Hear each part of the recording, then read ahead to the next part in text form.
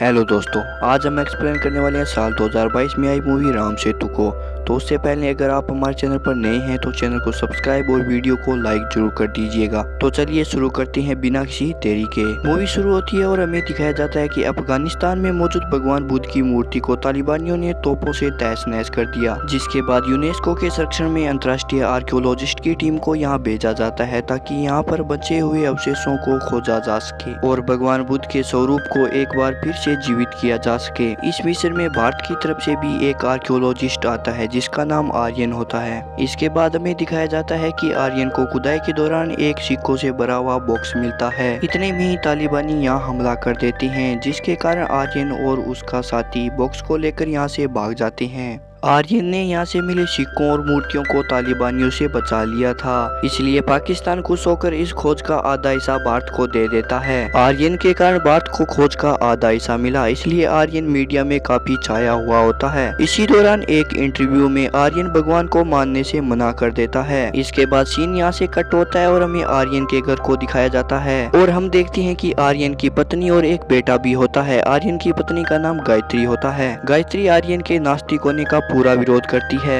इसके बाद हमें बहुत बड़े बिजनेसमैन को दिखाया जाता है। इसका नाम इंद्रकांत होता है, जो राम सेतु को तोड़कर बहुत बड़ा प्रोजेक्ट खड़ा करना चाहता है, पर लोग इसका पूरा विरोध करते हैं और यह मामला कोर्ट तक पहुंच जाता है, जिसके कारण इंद्रकांत को इस बात का डर होता है कि अगर हम ये केस हार गए तो यह प्रोजेक्ट हमारे हाथ से निकल जाएगा। इसलिए इंद्रकांत आर्यन के साथ मीटिंग करता है और उसे ऑफर देता है कि तुम्हें हर सुविधा दी जाएगी, तुम्हें बस राम सेतु को स्टडी करके यह प्रूव करना है कि राम सेतु प्रकृति द्वारा बनाया गया है, किसी राम के द्वारा नहीं बनाया गया। आर्यन इस बात से राजी हो जाता है और इसे राम सेतु प्रोजेक्ट पर भेज दिया जाता है। इस प्रोजेक्ट के लिए आर्यन को एक टीम दी जाती है जिसका मैनेजर बाली होता है। अगले ही दिन राम सेतु को स्टडी करने के लिए आर्यन और उसकी टीम को समंदर में भेज दिया जाता है, जहाँ पर आर्यन को पानी में तैरता हुआ एक पत्थर दिखाई देता है। यह पत्थर भारत की सीमा से बाहर श्रीलंका की सीमा में होता है और श्रीलंका में इस समय सिविल वार चल रहा होता है और वहाँ जाना खतरनाक हो सकता है। इसलिए मैनेजर बाली आर्यन को वहां से वापस आने का ऑर्डर देता है, पर आर्यन बाली के ऑर्डर को फॉलो नहीं करता है और आगे बढ़ने लगता है। और दूसरी तरफ हमें दिखाया जाता है कि बाली आर्यन के सूट में लगी वायर को खींच लेता है। इसके बाद हम कुछ देर बाद का सीन देखते हैं कि आर्यन उस पत्थर को लेकर बाहर आ जाता है। इसके बाद हमें पता चलता है कि आर्यन अपने सूट से बाहर निकलकर श्रीलंकन बॉर्डर में एंटर कर जाता है। ऑर्डर फॉलो न करने के कारण बाली आर्यन पर काफी चिल्लाता है और आर्यन से ऑर्डर न फॉलो करने का कारण भी पूछता है, पर आर्यन इस बात का कोई जवाब नहीं देता। इसके बाद हम देखते हैं कि आर्यन उस पत्थर को लेकर शिप में आ जाता है। आर्यन और उसकी टीम मिलकर इस पत्थर की कार्बन डेटिंग करते हैं, जिससे पता चलता है कि यह पत्थर 7000 साल पुराना है, यानी यह पत्थर भगवान श्री राम के काल का है। आर्यन यह देखकर चौंक जाता है क्योंकि वह भगवान पर बिल्कुल भी विश्वास नहीं करता था। वह मानता था कि राम सेतु रामायण से भी पहले का है, लेकिन अब आर्यन और उसकी टीम यह मान लेती है कि राम सेतु को भगवान राम ने ही बनवाया था। लेकिन बाली और इंद्रजीत इस बात को मानने से इनकार कर देते हैं क्योंकि वे जानते थे कि अगर ऐसा होता है तो हम राम सेतु को तोड़कर अपना प्रोजेक्ट खड़ा नहीं कर सकेंगे। आर्यन को इस सच को लोगों के सामने लाने से इनकार करते हैं, पर आर्यन इस बात को नहीं मानता है। के बाद हमें दिखाया जाता है कि बाली आर्यन और उसकी टीम को सबमरीन से दोबारा समुद्र के अंदर भेजता है। इसी दौरान हम देखते हैं कि आर्यन अपने आदमी से चोरी छुपे कुछ कह रहा होता है। आर्यन को बाली पर पहले से शक होता है, इसीलिए वह उस पत्थर को अपनी बैग में रख लेते हैं। अब हम देखते हैं कि सबमरीन समुद्र की गहराई में धीरे धीरे आगे बढ़ रही होती है और कुछ देर बाद सबमरीन काम करना बंद कर देती है, जिससे सबमरीन में धीरे धीरे ऑक्सीजन का लेवल घटने लगता है। अब आर्यन और उसके साथी समझ जाते हैं कि बाली हमें मारना चाहता है। आर्यन और उसके साथी जैसे तैसे सबमरीन से बाहर आ जाते हैं, लेकिन समुद्र में तेज तूफान होने के कारण ये तैर नहीं पाते हैं और डूबने लगते हैं। तभी यहाँ पर एक श्रीलंकन मछुआरा आकर इनको बचा लेता है और अपनी नाव से इन्हें एक आइलैंड पर ले जाता है। यह मछुआरा अपना नाम अंजनी पुष्प कुमारम बताता है और कहता है कि आप मुझे एपी बोल सकते हो। अब हमें इसे अगले दिन का सीन दिखाया जाता है, जहाँ पर आर्यन और उसकी टीम राम सेतु को रिसर्च करने के लिए जा रहे होते हैं। आर्यन ऐसा इसलिए करता है क्योंकि वह राम सेतु को टूटने से बचाना चाहता है। आगे हम देखते हैं कि बाली अपने गुंडों के साथ इन्हें ढूंढता हुआ यहाँ आ जाता है और वो इन पर हमला कर देता है। आर्यन और उसके साथी जैसे तैसे बाली से बचते हुए वापस उसी आइलैंड पर आ जाते हैं, लेकिन बाली भी इनका पीछा कर रहा होता है। तभी हम देखते हैं कि एपी की दोस्त हेलीकॉप्टर लेके इनको बचाने के लिए यहाँ आ जाते हैं और आर्यन और उसके साथियों को हेलीकॉप्टर में बैठा लेते हैं। इसी दौरान गेम गैब्रियल को गोली लग जाती है और उसकी वहीं मौत हो जाती है। इसके बाद हम देखते हैं कि एपी आर्यन को अपने अड्डे पर ले जाता है और आर्यन अपनी पत्नी गायत्री को फोन करता है। गायत्री आर्यन को बताती है कि कोर्ट ने ऑर्डर जारी किया है कि अगर यह सिद्ध नहीं होता है कि राम सेतु को भगवान राम ने बनाया है तो राम सेतु को 3 दिन के अंदर तोड़ दिया जाएगा। आर्यन कहता है कि मैं ये सिद्ध करके रहूंगा कि राम सेतु को भगवान श्री राम ने ही बनाया था। इसके बाद हम देखते हैं कि आर्यन और उसकी टीम राम और रावण के होने के सबूत ढूंढने के लिए श्रीलंका में जाती है। इसके बाद हम देखते हैं कि एक लाइब्रेरी से आर्यन को रावण की गुफा का पता चलता है, साथ ही इन्हें वहाँ से उस गुफा का नक्शा भी मिल जाता है। आगे हम देखते हैं कि ये उस गुफा तक पहुँच जाते हैं और उसके अंदर चले जाते हैं। इन्हें इस गुफा में सोने की लंका के अवशेष और संजीवनी बूटी भी मिलती है जिसे हनुमान जी लेकर आए थे। तभी इनका पीछा करते हुए बाली हेलीकॉप्टर से यहाँ आ जाता है। बाली अपने साथ गायत्री को भी लेकर आता है। बाली को इनके बारे में गायत्री ने ही बताया था। बाली अब इन सब को अपने साथ हेलीकॉप्टर में बैठा लेता है। बाली इनसे वो पत्थर मांगता है लेकिन आर्यन कहता है कि हमारे पास वो पत्थर नहीं है। तभी बाली डॉक्टर सेंट्रा को गन पॉइंट पर ले लेता है और एपी डॉक्टर सेंट्रा को बचाने के लिए आगे बढ़ता है। तभी बाली एपी को धक्का देकर हेलीकॉप्टर से नीचे गिरा देता है जिससे एपी का बैग आर्यन के हाथ में आ जाता है। अब आर्यन और बाली के बीच में जोरदार फाइट होती है जिसमें आर्यन बाली को बेहोश कर देता है, लेकिन उसी वक्त हेलीकॉप्टर क्रैश हो जाता है और यह हेलीकॉप्टर से कूदकर अपनी जान बचा लेते हैं। कुछ देर बाद हम देखते हैं कि आर्यन एपी के बैग को हेलीकॉप्टर के अंदर ही भूल गया था, इसलिए वो इसे वापस लाने के लिए हेलीकॉप्टर में जाता है। तभी हम देखते हैं कि बाली अभी तक जिंदा होता है और आर्यन उसे बचाकर हेलीकॉप्टर से बाहर ले आता है। सीन यहीं से कट होता है और हमें दिखाया जाता है कि कोर्ट इंद्रकांत के हक में फैसला सुनाने वाली होती है, लेकिन आर्यन वहाँ पर सबूतों को लेकर पहुँच जाता है और फाइनली आर्यन ये सिद्ध कर देता है कि राम सेतु को भगवान श्री राम ने ही बनाया था। इसके बाद कोर्ट अपना फैसला सुनाती है कि जब तक यह सिद्ध नहीं हो जाता है कि राम सेतु को भगवान श्री राम ने नहीं बनाया है तब तक राम सेतु को नहीं तोड़ा जाएगा। इस फैसले को सुनकर सब लोग बहुत खुश हो जाते हैं और हमें मूवी के लास्ट सीन को दिखाया जाता है कि आर्यन एपी की डायरी पढ़ रहा होता है। तब आर्यन देखता है कि उसकी डायरी में बार बार जय श्री राम लिखा हुआ था। तभी उसे याद आता है कि एपी ने अपना नाम अंजनी पुष्प कुमार बताया था और इसने भगवान श्री राम के शिष्टों को ढूंढने के लिए आर्यन की काफी मदद की थी, जिससे हमें पता चलता है कि एपी और कोई नहीं बल्कि हनुमान जी ही थे और मूवी यहीं खत्म हो जाती है। दोस्तों आपको ये मूवी कैसी लगी कमेंट में जरूर बताना और वीडियो को लाइक और चैनल को सब्सक्राइब जरूर कर देना।